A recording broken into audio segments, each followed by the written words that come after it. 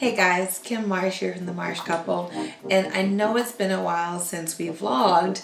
We've been a little busy, and we thought about how do we continue vlogging as the Marsh Couple and with this change. And on YouTube there's just so many mom vlogs, and I watch them, but it's a lot of the same stuff, and I figured, like, let's not over inundate just the whole YouTube thing. So what I'm going to do instead is a recap of pregnancy from what's happened to what's going on now. Ryan, I'm pregnant. Oh my gosh, baby, come here. I have to my husband first. I didn't think of, baby, I'm pregnant.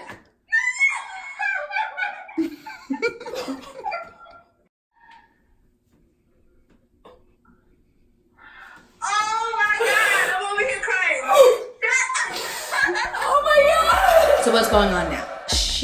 This is Madison, was conceived on Christmas Day. I can remember it. I made bang bang shrimp, went bang bang, and now 6 months into this thing, we have a little girl on the way. So I'm officially 26 weeks, 2 days from the day of filming this vlog. 6 months pregnant in July. And we had a fan on, but it messed up the audio, so I'm sweating my balls off right now.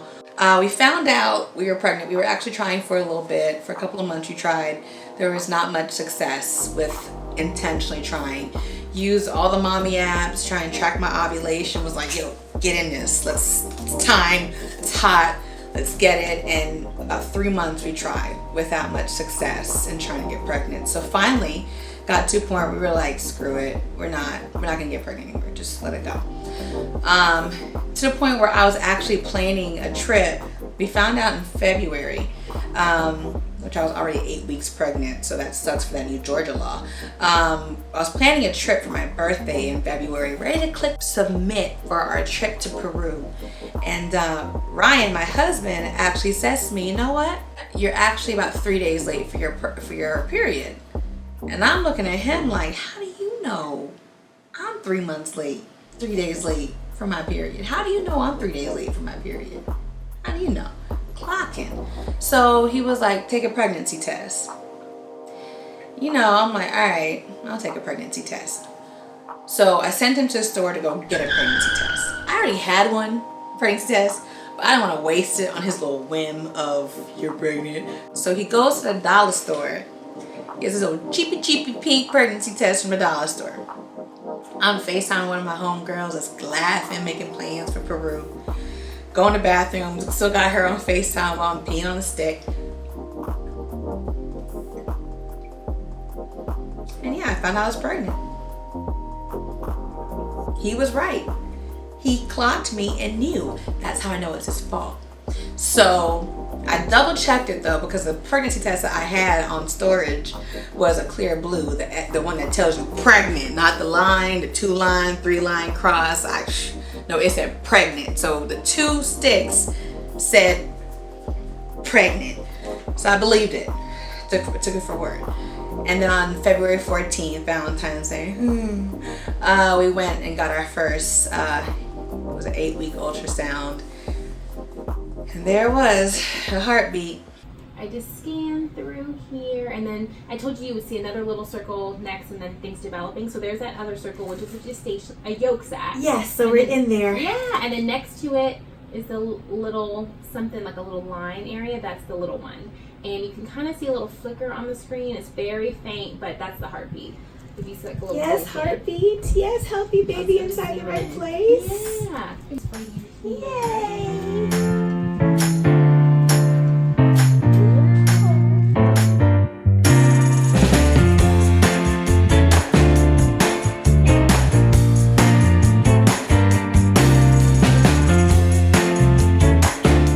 Left our second doctor's appointment, and we are 6 weeks, 2 days with a very healthy heartbeat. The yolk is in the gestational sac. I feel it. It's stretching. It's causing me to cramp. It hurts. I continue to smell everything, and it annoys the crap out of me. But guys, our baby is the healthiest little seedling in the world. It's so cute. I will love you forever. Everything the sun touches is yours, my child.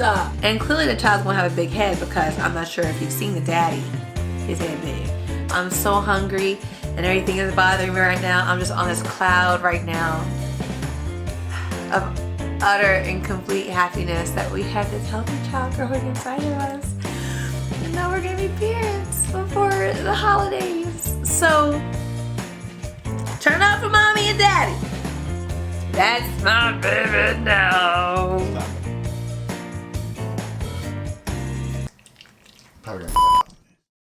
Madison, I don't know. I like the name. I lived in New York for a couple of years. I'm obsessed with New York City. It was a name that my husband never had someone he slept with named Madison. So ding ding, 2 wins, Madison.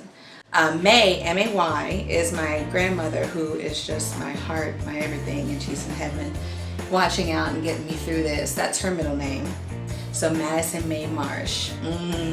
Yes, her initials are The first trimester was rough. It was vomiting, I lost weight. Hey guys, this is week 6, day 1 of carrying so big head child. Let me tell you how I'm feeling. If there were a gift to explain how I feel, this would be it.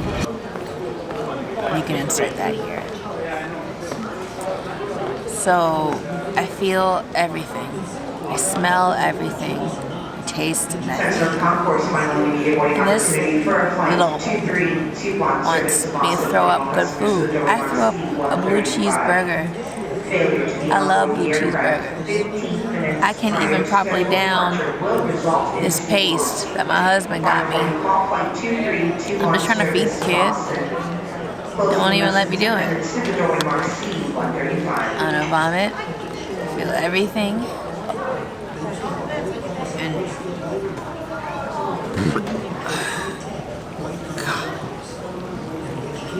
so here's 6 weeks. I wanted to eat everything, but then I would smell it and I'd get close to me and I wouldn't want it anymore. So I actually lost weight my first trimester. I think that's when I started knowing, like, I think it's gonna be a girl because she's ruining my life already. But that was it. Aside from just vomiting consistently and extreme nausea and exhaustion. So tired. That was my first trimester. I slept so much. I had just started a new job and luckily there's a flexible work from home situation, so I would work, nap, work. And it would be those naps where all of a sudden you're talking to somebody and you pass out. And you're like, oh, I was tired. And you wake back up. That kind of exhaustion. And yeah, that was really it for my symptoms. I guess I consider myself lucky. I felt as if, excuse me, that's going to happen a lot. Lots of gas. That I consider myself lucky in my first trimester because I heard a lot more horror stories. Nothing got significantly wider, and acne, none of that stuff happened.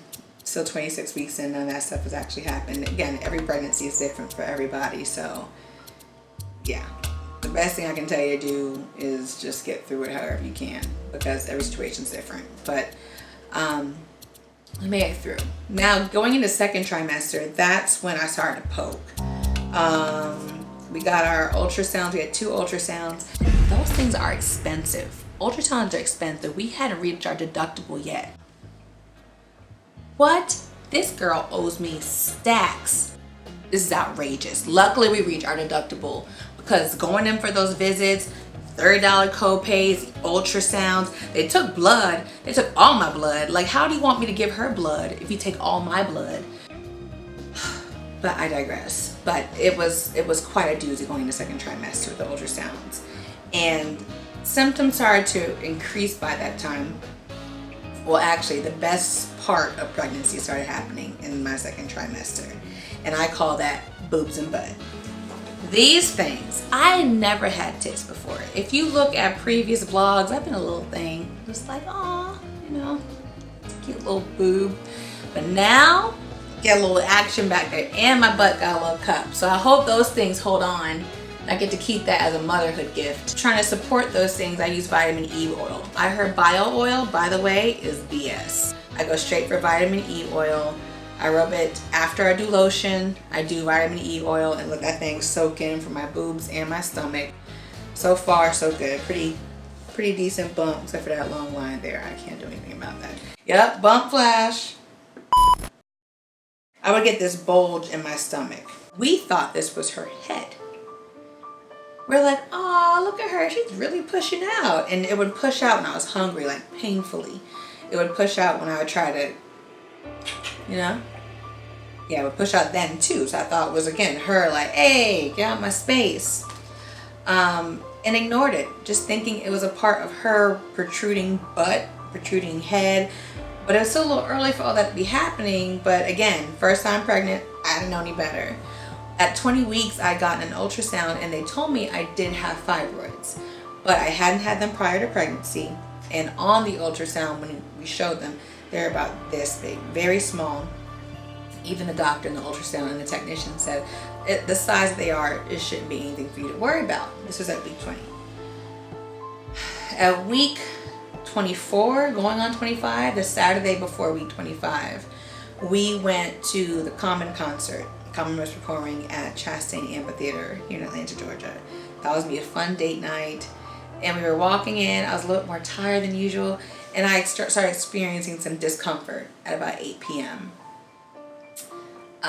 Try to make it to the concert. I'm on all fours, people looking at me crazy, like, you know, I guess we won't stare at her.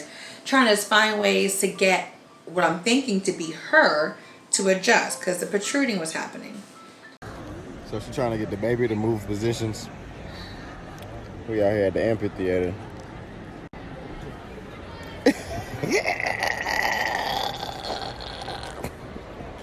Show it to him, baby. Show it to him. Me trying to be superwoman and thinking I know my body. We came home, I made tea, I laid down, I took a bath, I ran warm water. I did everything to try and calm, again, what I'm thinking is my child's protruding body. Until snap down, 11 o'clock, I'm on all fours crying bloody murder onto Ryan. Like, and I'm just out the shower. Smells like Italian dressing. Like it felt like real life contractions taking over my body. I'm ugly cry, can't, like it was bad.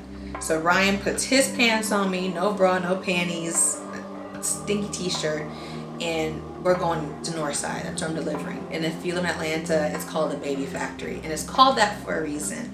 And if you're having a baby in Atlanta and you have an option to go to Northside, go to Northside. Oh my gosh, they love some pregnant women and they know what to do.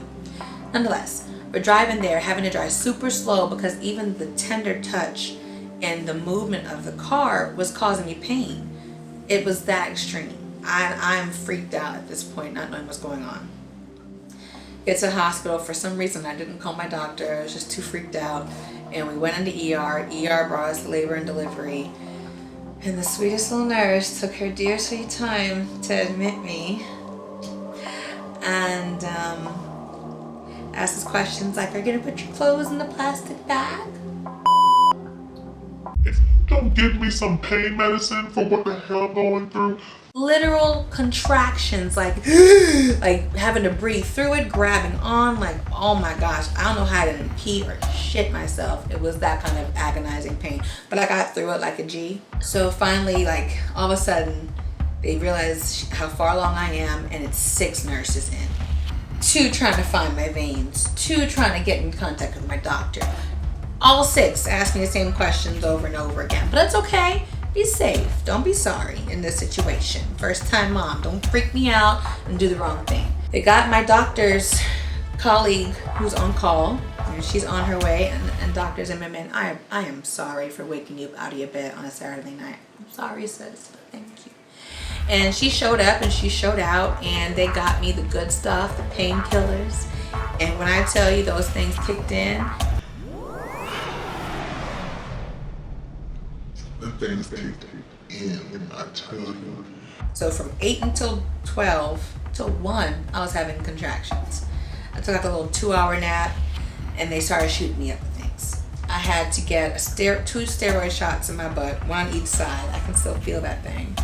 Because basically when you have fibroids, they want to make sure that in case you do go into early labor, we can try and get her breathing a little faster. They gave me a steroid shot, and that was supposed to help her lungs develop a little faster, just in case she had to join the party a little earlier.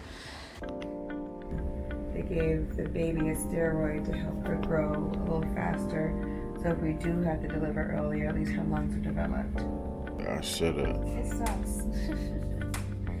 It's I'm a little scared, but okay.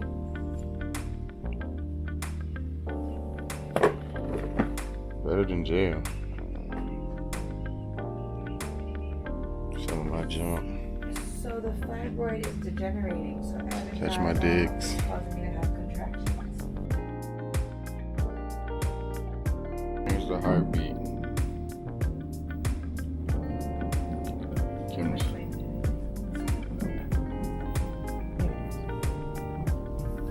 Just inching around. Hooked up with these machines. This little microphone thing. This one's her heartbeat, this one's my contractions. 152 is hers, 22 is my baby.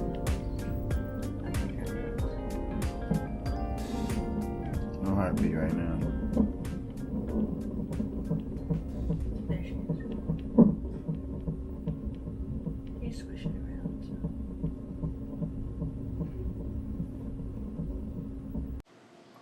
Yeah, it was actually a very scary situation. Now, when you have fibroids, and the issue with my fibroids was that they were degenerating. There was 2. And when we saw the ultrasound the next morning at 10:30, we had an ultrasound. You can see 2 fibroids. One's like this and one's like this. Now, the one like this had cracks in it. And it's because it was a degenerating fibroid. That was her head that we were seeing. And the cracks in it, this thing was trying to die off, and by it doing so, it caused me contractions. Luckily, my cervix was still closed, so she was not trying to leave.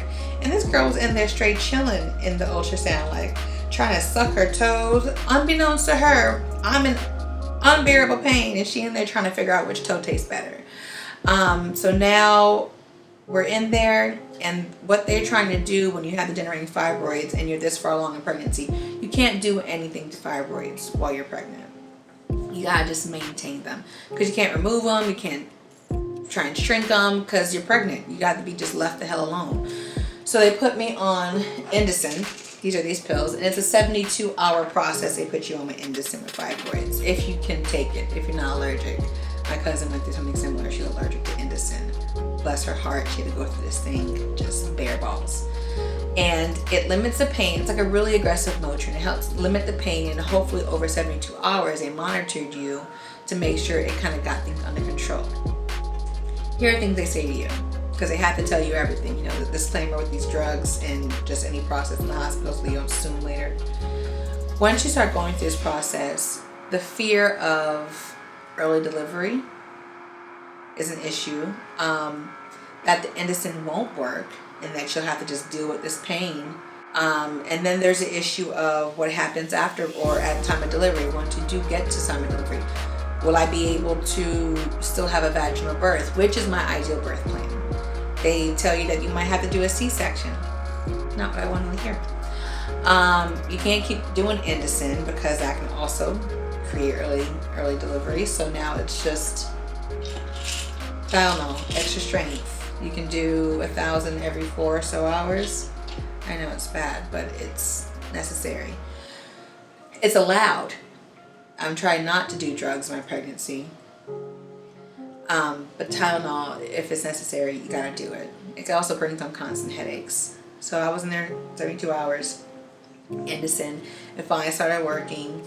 Although the firming up and the tightening of the fibroid still happens, the pain of it isn't as bad.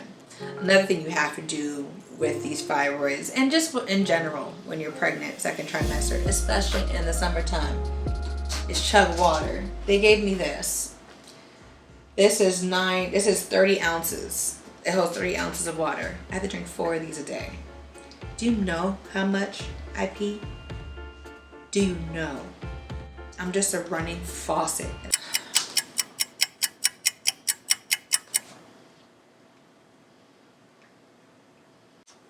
But yeah, that second trimester, guys. My second trimester was full of fibroids and fears. And I call it my fibroid fiasco.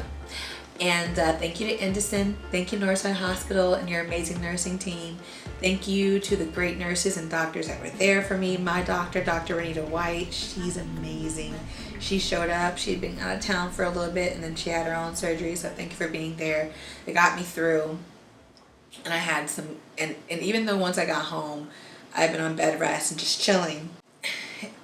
It made me hit a very sad point in my pregnancy, actually. Everybody talks about how beautiful pregnancy is, and oh, it's this gift from God, and you and your baby, and blase, blase, blase, all that great stuff. It's kind of like a necessary evil in my mind. Sorry to say it. I want kids. This is what you have to go through if you want kids, unless you got that Kardashian money and you can buy somebody else's body, which is hopefully the goal if we do go for a third child. You know, if money line up, maybe the second. I don't know what this fibroid is going to do after pregnancy, if it goes away or not. I don't know what we're going to do. It might be a one and done. I was hoping for a 2 and through. We gotta see how the ball falls. But yeah, it's been a fiasco since then, and pregnancy has not been just some honky-dory beautiful situation for me. I mean, I was already a pretty gassy person before being pregnant, and now it's just like, is that you? Again and again. Like literally just both ends. I did the same ones where I burped, farted, and sneezed. It hurt. It really hurt. But then it felt like this moment of release and pleasure afterwards. I was like, this is gross. This is so gross. So yeah, pregnancy is not beautiful. It's hot. It's July. It's hard to walk. It's hard to be me anymore. Just you and me. We'll be family. Just wait and see. Coming out. Baby in there. It's all correct. It's so scary. It's so scary. I had this huge breakdown of just, you know, you give yourself so much into being a wife, and then you give yourself so much into being a mother, and it's like, where do you have time to give to you? And then came the fibroids, and I literally had this emotional breakdown when I got home from the hospital, crying. I cried, I think, for about 4 days straight, just cried. I got through it. I'm a spiritual woman, so I burned some sage, read some scriptures, prayed to God, called on my angel team, and got myself through it. Luckily, strong willpower and going through some things in my 20s that helped me learn how to pray and learn how to get through tough situations. But it's been a rough pregnancy, not just physically, but also emotionally, mentally. It's a lot on a woman to do what we're doing. Every day your body is just this new, surprising being. You're like, oh, we're doing this? Oh, we can stretch like this? We can make these sounds? We can make these smells? I'm this tired? It's hard to walk up the stairs? Like, it's just these constant new revelations of what the hells. And then it's also these revelations of, look at me. I got through this. I'm a G. Oh my gosh. And it's topsy-turvy. It's been topsy-turvy. And let me mention, because this is about the Marsh couple, my husband has been amazing. I have cussed him out quite a few times through this process. Like, I think earlier this week I went off on him at like 3 in the morning because he came and woke me up because I fell asleep on the couch. I laid it into him, like laid it into him. Poor thing, my poor baby. I did feel a little bad about it. He had pissed me off a little earlier too, but that happens. He's a man. He doesn't know what's happening with all of this. He can only understand it as much as I communicate to him. But I would say if I had to grade him on how well he's doing as a first-time dad with an overly hormonal woman growing another overly hormonal woman, he gets an A+. He does. Not like a 100 A+, but I give him like a 94. That's an A. It's not an A+, it's an A. He gets an A. He does get an A. He makes me breakfast, you know, occasionally remembers to rub the feet. I wish we could have a little bit more of the sex, but you know, he's a little scared, as he should be. And the doctor told us to chill for a little bit with the fibroids, but when it's time to put it down again, it better go down, because mommy got needs. But he gets an A. He's been very supportive, so I'm very thankful for my husband through this process, and pray for him every day just that he can get through this with me. So I would consider him a major contributing factor to my mommy toolkit. And my mommy toolkit has been getting me through, I guess so far, my water, you know, my Indocin, my Tylenol, Tums, because my heartburn is electric. And the doctor told me, he was a white doctor, he said, eat more bland foods, boring foods. I said, who are you talking to? My family is Jamaican. I don't know bland. What is bland? Have you seen my seasoning cabinet? No, I'm gonna eat some good food if I'm gonna go through all of this. You're not gonna tell me to not have good food. Ooh. Oh. And then when you've had a little bit too many Tums, I eat gum, peppermint gum, to kind of try and get me through it as well. Sometimes the gum just kind of soothes what I'm going through. My cravings have been a little weird, but mainly potatoes and French fries. And my normal foods. So Tums have got me through. Tums, water, my gum, and this pillow. This pillow gets more love than my husband does. Once Madison gets here, she can use it. I'll put her on there for the tit. I do plan to breastfeed, not for a long period of time. So we'll get a maternity shoot going. We'll start our mommy daddy boot camp classes. My mother-in-law gets in town this week, so we're gonna do a belly casting. We might vlog that. So we're gonna pick up on the vlogging. We got some more interesting things happening where we'll start to kind of just show our process from 6 months until delivery. North side. So that's what we plan on doing, and that's what we've been through so far. And that's my mommy vlog, and that's how we started this thing off, guys. It's gonna be exciting. Seems to have a lot of personality already popping off in there, so it's gonna be exciting. And I will always be transparent with anything, any questions, any answers. I will keep it raw, because, well, being raw is what got me here in the first place.